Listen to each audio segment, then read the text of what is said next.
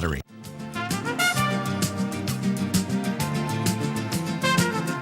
now on Triad today, and we have a special guest with us making her first trip to Triad today. We're so glad to have her here. Jay Paul, our director, if we can meet the lovely Melinda Fahning. She's Doctor of Audiology at Cornerstone Audiology, and welcome to the program. Thank you. Good to see you. What is, for people that might not know, what is a Doctor of Audiology? Well, an audiologist manages and diagnoses hearing loss and and balance disorders in children and adults. A Doctor of Audiology, typically referred to as an AUD, has an undergraduate degree in communication sciences and disorders, and then completes a 4-year doctorate program in audiology. A lot of work involved. I know people in that field. I just admire what you do. Who is at risk of hearing loss? Because that's what we promised the viewers we're going to talk about is preventing hearing loss, treating hearing loss. Who's at risk of hearing loss?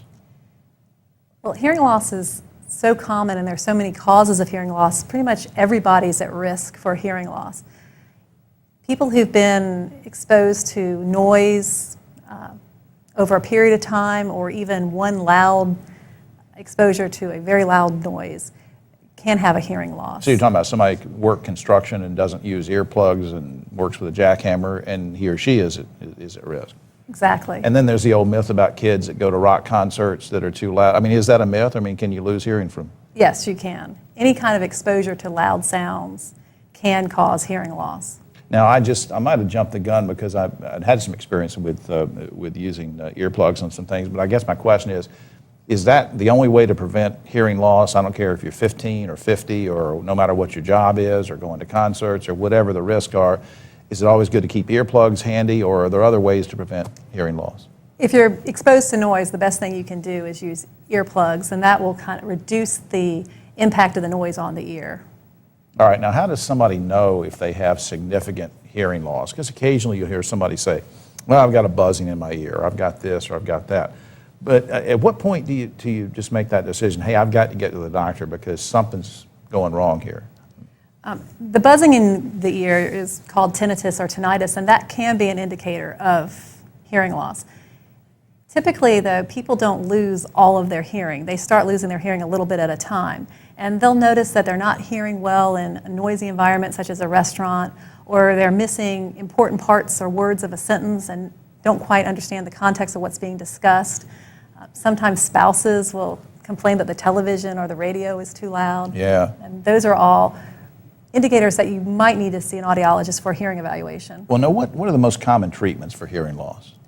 Well, there are medical reasons for hearing loss. If you have wax in your ears, or you could have fluid behind your eardrum, and those can be addressed by a physician. But if the hearing loss is sensory neural hearing loss or nerve hearing loss, the more permanent type of hearing loss, typically hearing aids are going to be the best option. Now, is there anything more advanced than hearing aids? What are some of the more advanced products that we might want to know about? Well, depending on the type of hearing loss, there are other products besides hearing aids. And depending on the severity of your hearing loss, you may be looking at a cochlear implant, but that's if you have a pretty severe hearing loss, severe profound. More than likely, hearing aids are going to be your best option, and hearing aids have come a long way over the last few years with digital technology, and they've become very cosmetically appealing, where they hide and people can't see them. Right. You can use open ear fittings that don't block off all the natural sounds to your ears. Yeah, I know, but my dad, before he passed away last year, he had a hearing aid, and he would make us all laugh because if Mom started to yell something to him that she wanted him to do he would take the hearing aid out and pretend that he couldn't hear her. So we always appreciated that. It's a husband thing when wives want us to do chores, but don't take your hearing aid out. Before we lose time here, let me also put up some information. Cornerstone Audiology, you can reach at 802-2085. There's 2 locations in High Point. And there's also the website is on screen, www.cornerstonehealthcare.com, for more general information. But you mentioned getting assessments, and I think that's a wise thing to do if you have any doubts. And does somebody have to be referred to you to get that kind of a assessment? Typically, they can be referred from their physician, depending on their insurance. Some insurances allow direct access, and typically it's a physician referral. All right. Melinda Fahning, thanks for doing this. Thank you very much for having me. All right. We'll be right back after this.